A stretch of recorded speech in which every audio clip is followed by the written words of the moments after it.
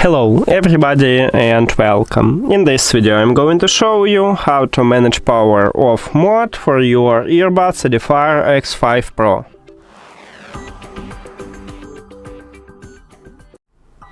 You have to start by open EDIFIER Connect application. If you add your earbuds to the app, you will see the same menu. And right here you need to go to the settings at the right top. And right here, the fifth line, we have power off. So click at this line and firstly, you can already turn off it by click at the slider near to the power off and then confirm it. Or you can set a timer. So we have 10 minutes, 20, 30, 1 hour and 1.5.